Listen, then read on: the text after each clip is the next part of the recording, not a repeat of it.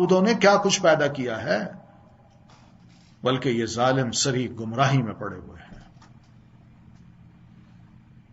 یہ نصیحت اللہ فرما رہے ہیں، اور انہی نصیحتوں سے جو بندہ اثر لیتا ہے وہ سیدنا لقمان علیہ السلام ہیں۔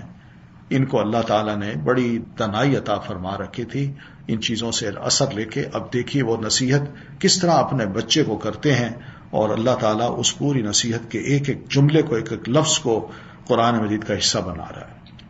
وَلَقَدْ آتَيْنَا لُقْمَانَ الْحِكْمَةَ، ہم نے لقمان کو حکمت عطا کی تھی کہ اللہ کا شکر ادا کرتے رہو۔ جو کوئی شکر ادا کرتا ہے وہ اپنے ہی فائدے کے لیے کرتا ہے، اور جو ناشکری کرے تو اللہ یقیناً اس کے شکر سے بے نیاز ہے اور خود اپنی ذات میں قابل تعریف ہے۔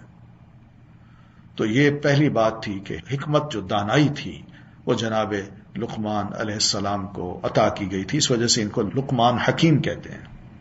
یہ کہتے ہیں کہ بچپن میں ہی کلاس میں تھے تو استاد نے کہا کہ تم جتنی کلاس کے لڑکے ہو سب تم ایک کام کرو، مرغی ذبح کرو، اور مرغی ذبح کر کے جو تم سمجھتے ہو کہ اس کا یہ پارٹ سب سے زیادہ بہترین ہے اس کو عقل لے آؤ۔ تو سب نے مرغی ذبح کی، تو ہر کوئی اپنی دانش میں کوئی ٹانگ لایا، کوئی پر لایا، کوئی کیوں لایا، کوئی لقمان جو تھے یہ دل اٹھا کے لے آئے۔ خیر استاد نے کہا اس کو ادھر رکھ دو، پھر کہا اب جا کے مرغی پھر ذبح کرنا، اور کل اسی مرغی کا جو بدترین پارٹ ہے وہ اٹھا کے لے آنا۔ تو وہ گئے، ذبح کی، ہر کوئی ڈفرنٹ قسم کا پارٹ اٹھا کے لے آئے، کل سے وہ مختلف تھا، مگر لقمان جو تھے وہی دل لے کے آئے۔ استاد نے پوچھا بھئی یہ کیا ہے؟ کہتے جی یہی ٹھیک ہو جائے تو سب ٹھیک ہو جاتا ہے، تو بہت اچھا ہے، اور اگر یہی خراب ہو جائے تو بہت ہی خراب ہے، سب کچھ خراب ہو جاتا ہے۔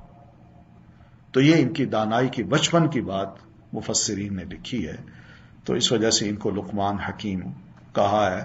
اور پھر یہ بڑے ہو کے اپنے بچے کو جو نصیحت کرتے ہیں دیکھیے، وَإِذْ قَالَ لُقْمَانُ لِابْنِهِ، اور یاد کرو جب لقمان اپنے بیٹے کو نصیحت کر رہے تھے، وَهُوَ يَعِظُهُ، اور وہ بڑے واعظ کہتے ہیں بڑے پیار سے دوسرے کی خیرخواہی چاہتے ہوئے اچھے انداز سے نصیحت کرنا۔ تو وہ نصیحت کر رہے تھے، کیا کہہ رہے تھے؟ یا بنی، پہلی بات کہ بچے کو کیسے مخاطب ہونا، بنی، اے میرے پیارے بیٹے۔ یہ باپ کے جو لفظ ہے نا بچے کے لیے، بچے کو خود بخود باپ کی طرف مائل کر دیتے ہیں کہ میرے والد مجھ سے بڑا پیار کرتے ہیں، بڑے پیارے انداز سے مجھے پکارتے ہیں۔ یہ پہلی بات ہے، پہلا دروازہ ہے محبت کا، اور جب یہ کھل گیا تو پھر بچے نے ہر نصیحت کو قبول کرنا ہے۔ بچوں کو برے نام سے پکارنا، برے نام سے یاد کرنا، ان کو ڈانٹنا، دوسروں کے سامنے اس کو یعنی نام بگاڑ کے اس کو پکارنا، یہ سب غلط باتیں ہیں۔ یا بنی لا تشرک باللہ، اللہ کے ساتھ کسی کو شریک نہ بنانا، کیونکہ شرک بہت بڑا ظلم ہے۔ یہ پہلی نصیحت ہے، یہ حکمت کی بات ہے، اور یہی بنیاد ہے کسی بھی شخص کے دین میں آگے بڑھنے کی اور نیک عمل کی قبولیت کی۔ شرک جو ہے سب سے بڑا ظلم اس وجہ سے ہے کہ انسان جو ہی شرک کرتا ہے اس کے مقابلے میں جتنی بھی نیکیاں ہیں وہ کوئی مقام اللہ کے ہاں نہیں پاتی۔ وَوَصَّيْنَا الْإِنسَانَ بِوَالِدَيْهِ، اب یہ دوسری نصیحت، ہم نے انسان کو یہ نہیں کہا میں تمہارے بابا ہوں، تمہاری ماں ہے، ہمارے کچھ حقوق تم پر ہیں، نہ، بلکہ یہ کہا کہ وَوَصَّيْنَا الْإِنسَانَ، اور ہم نے انسان کو اپنے والدین سے نیک سلوک کرنے کی تاکید کی۔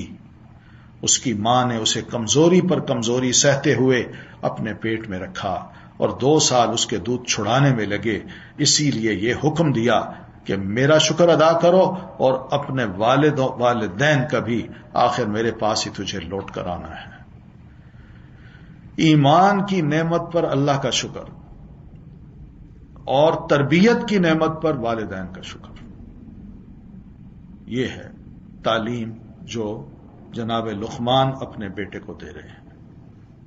5 وقت کی میں نماز ادا کرتا ہوں، یہ اللہ کا شکر میں ادا کر رہا ہوں، لیکن جو ہر نماز کے بعد اپنے والدین کے حق میں دعا کرتا ہے تو اس نے اللہ کا بھی شکر ادا کر دیا اور والدین کا بھی شکر ادا کر دیا۔ اور ماں کے جو احسانات ہیں وہ تو بہت ہی زیادہ ہے، بہت ہی زیادہ ہے۔ وجہ یہ ہے کہ والدہ تربیت کرتی ہے، محنت کرتی ہے، مشقت کرتی ہے، رات دن بچے کے لیے بیدار ہوتی ہے، اس لیے اس کا ذکر کیا ہے تاکہ اولاد کو یاد دلایا جائے کہ اس کی ماں نے اس کے ساتھ کیا کیا بچپن میں جوانی میں احسان کیے ہیں۔ وَإِن جَاهَدَاكَ، اور اگر وہ دونوں تجھ پر دباؤ ڈالیں کہ تم میرے ساتھ کسی اور کو بھی شریک کرو جس کا تجھے کچھ بھی علم نہیں، تو ان کا کہنا نہ ماننا، باقی ہر معاملے میں کہنا ماننا ہے، شرک کے معاملے میں بالکل کہنا نہیں ماننا۔ البتہ دنیوی معاملات میں ان سے بھلائی کے ساتھ رفاقت کرنا، جہاں تک دنیا میں رہنا ہے والدین موجود ہیں، چاہے کچھ بھی ان کا نظریہ ہے، تم میرے بندے ہو، میرے ماننے والے ہو، تو تمہارا فرض یہ بنتا ہے کہ ان بزرگوں کے ساتھ، والدین ہیں تمہارے، ان کے ساتھ رہنا ہے تو بڑے بھلائی کے ساتھ اچھا سلوک کرنا ہے ان سے، مگر پیروی اس شخص کی راہ کی کرنا جس نے میری طرف رجوع کیا ہو۔ والدین اگر اللہ کی طرف رجوع نہیں کر رہے تو یہ نہیں کہ وہ نہیں کر رہے تو میں بھی وہی کام کروں جو والدین کر رہے ہیں۔ ثم الی مرجعکم، پھر تمہیں میری پاس ہی لوٹ کر آنا ہے تو میں تمہیں بتا دوں گا جو کچھ تم کیا کرتے تھے۔ یا بنیا، میرے پیارے بیٹے، دیکھیے دوسری نصیحت میں بھی بنیا کے لفظ ہیں۔ اگر تیرا عمل رائی کے دانہ کے برابر بھی ہو، وہ خواہ کسی چٹان میں ہو چھپا یا آسمانوں میں کہیں غائب ہو یا زمین میں کہیں بھی ہو، اللہ اسے نکال لائے گا۔ یہ ہے ایمان بالغیب۔ بچپن میں بچے کے ذہن میں یہ بات بٹھا دی جائے، میں کوئی عمل کہیں بھی کروں گا وہ اللہ سے چھپ نہیں سکتا، اور اللہ تعالیٰ نے کل کو اس کو میرے سامنے رکھ دینا۔ اب بڑا ہو کے بتائیے، جس کے دل میں بچپن سے یہ خوف بیٹھ جائے، وہ بڑا ہو کے کیا خدا نخواستہ کو بڑے بڑے کام غلط کرے گا؟ ان اللہ لطیف خبیر، یاد رکھنا اللہ بڑا باریک بین ہے اور باخبر بھی ہے۔ تو یہاں پتہ چلتا ہے کہ بچوں کو بھی توحید کا سبق دینا چاہیے، بچوں کو بھی اللہ تعالیٰ کے بعض جو ٹائٹلز ہیں ان کے بارے میں آگاہ کرنا چاہیے۔ جناب عبداللہ ابن عباس کہتے ہیں، میں نبی علیہ السلام کے پیچھے سواری پہ سوار تھا، تو آپ تھے، میں تھا، اب جا رہے ہیں کہیں، تو آپ نے چلتے چلتے مجھے کہا، یا غلام، لڑکے، میں تمہیں چند باتیں سکھاتا ہوں، ان کو پلے باندھنا۔ اس میں ایک یہ ہے کہ اللہ کے احکام کی حفاظت کرنا، جو اس نے حکم دیا نا اس کو بجا لانا، وہ اللہ پھر تمہاری حفاظت کرے گا۔ اللہ کو یاد رکھنا، بھولنا نہ، اور جب یاد کرو گے تو تم اپنے سامنے اس کو پاؤ گے، اور جب بھی مانگنا تو صرف اللہ سے مانگنا، کسی اور سے نہ مانگنا، اور جب مدد ضرورت ہو تو اس وقت بھی صرف اللہ تعالیٰ سے مدد چاہنا، کسی اور سے نہ چاہنا۔ پھر بیٹا کزن ہے، چھوٹے ہیں عمر میں، لیکن آپ دیکھیں کتنی اچھی نصیحت اللہ سے۔ پھر آپ فرماتے ہیں، یاد رکھنا اگر ساری دنیا مل کر بھی تمہیں کچھ نفع پہنچانا چاہے تو تمہیں کچھ نفع نہیں پہنچا سکتی سوائے اس کے جو اللہ نے تمہارے لیے لکھ دیا ہے، اور اگر ساری دنیا مل کر تمہیں کچھ نقصان پہنچانا چاہے تو تمہیں کچھ نقصان نہیں پہنچا سکتی سوائے اس کے جو اللہ نے تمہارے لیے لکھ دیا گیا۔ وجہ کیا ہے؟ اور جفت الصحف ورفعت الاقلام، قلمیں اٹھا لی گئی ہیں اور جو صحیفے ہیں وہ خشک کر دیے گئے ہیں، بس جو بات ہے وہ طے کر دی گئی ہے، لکھ دی گئی ہے، اب اس میں کوئی تبدیلی نہیں آ سکتی۔ یہ یقین بچپن میں اگر بچے کے دل میں بیٹھ جائے تو سوچیے اس کا تعلق اللہ تعالیٰ کے ساتھ کتنا مضبوط ہو سکتا ہے، اور جو دوسرے ارد گرد کے جو خوف خطرے ہیں ان سے کس طرح وہ بے نیاز ہو سکتا ہے۔ یا بنیا، اے میرے پیارے بیٹے، نماز قائم کرو، نیکی کا حکم کرو اور برے کاموں سے منع کرو۔ اگر تجھے کوئی تکلیف پہنچے تو اس کو برداشت کرو، صبر کرو، واویلا نہ کرنا۔ ان ذالک من عزم الامور، بلا شبہ یہ سب باتیں بڑی ہمت کے کاموں میں سے ہیں۔ پتہ چلتا ہے کہ بندہ بڑا باہمت ہے، حوصلے والا ہے، بڑے دل کا مالک ہے، چھوٹے دل کا نہیں ہے کہ بات بات پہ گھبرا جائے۔ وَلَا تُصَعِّرْ خَدَّكَ لِلنَّاسِ، اور از راہ تکبر لوگوں سے اپنے گال نہ پھلانا، اور نہ ہی زمین میں اکڑ کر چلنا، کیونکہ اللہ کسی خود پسند اور فخر کرنے والے کو بالکل پسند نہیں کرتا۔ آپ نے ہی منع کیا، ایک دوسرے سے حسد نہ کرو اور نہ ہی ایک دوسرے کے خلاف ریٹ بڑھاؤ، اور نہ ہی ایک دوسرے سے بغض رکھو اور نہ ہی ایک دوسرے سے روگردانی کرو. یہ فرماتے ہیں آپ. ولا تباغضوا ولا تدابروا. تدابروا کا مطلب یہ کہ ایک دوسرے کو پیٹھ مت دکھاؤ. تو یہ سب نصیحتیں ہیں جو پیارے نبی صلی اللہ علیہ وسلم نے کی ہیں. وقصد فی مشیق، اور اپنی چال میں اعتدال ملحوظ رکھو اور اپنی آواز پست رکھو. چال سے بھی بندہ پہچانا جاتا ہے کہ کیسا چل رہا ہے. کوئی متکبرانہ چال ہے یا جلد باز انسان ہے، بلکہ اعتدال یہی ہے. وقصد میانہ روی یہی ہے کہ انسان کی چال میں وقار ہو اور سکینت ہو. عباد الرحمن کی اللہ تعالیٰ نے بڑی تعریف کی ہے، اور ان کی میں ایک تعریف یہ کی، یمشون علی الارض ہونا. وہ جب زمین پہ چلتے ہیں تو بڑی نرمی سے چلتے ہیں. آپ بھی ایسے ہی چلتے تھے. پھر وغضض من صوتک، اس کا مطلب یہ کہ شور شرابہ بھی انسان نہ کرے، اپنی آواز کو پست رکھے. گھر میں آپ جب ہوتے تھے تو سوال کیا گیا امہات المومنین سے کہ نبی علیہ الصلوۃ والسلام کا اپنے گھر والوں کے ساتھ اخلاق کیسا تھا؟ تو جواب یہی دیتی ہیں کہ وہ تمام لوگوں میں سب سے زیادہ اچھے اخلاق والے تھے. کوئی بےہودہ کام یا فحش گفتگو کرنے والے بالکل نہیں تھے، یا بازاروں میں شور مچانے والے جیسے ہوتے ہیں ایسے آپ نہیں تھے. وہ برائی کا بدلہ برائی سے نہیں دیتے تھے، بلکہ معاف بھی کرتے اور درگزر بھی فرما دیتے تھے. یہ آپ کا معاملہ تھا. امہات المومنین سے پوچھا گیا کہ گھر میں کیسے تھے، انہوں نے یہ جواب دیا. چیخنے چلانے والوں کی بھی نبی علیہ السلام نے مذمت کی ہے.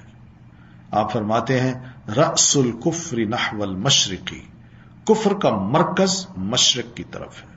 آپ مدینہ میں بیٹھے، مشرق کی طرف آپ نے اشارہ کیا، اور یہ عراق کا علاقہ تھا. اور آپ فرماتے ہیں فخر اور غرور گھوڑے والوں میں اور اونٹ والوں میں ہے. گھوڑے والوں میں فخر ہوتا ہے اور اونٹ والوں میں غرور ہوتا ہے.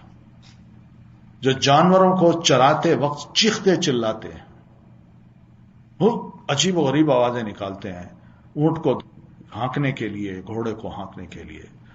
اور آپ فرماتے ہیں والسکینۃ فی اہل الغنم، اور جو بکری والے ہیں ان کے اندر سکینت ہوتی ہے. وہ آرام آرام سے باتیں کرتے ہیں، وہ زیادہ نہیں چیختے. کیوں؟ ان انکر الاصوات لصوت الحمیر، یقیناً ناپسندیدہ آوازوں میں جو انتہائی ناپسندیدہ آواز ہے وہ گدھے کی ہوتی ہے. گدھا شیطان کو دیکھتا ہے تو وہ کیا کرتا ہے، اپنی آوازیں نکالتا ہے.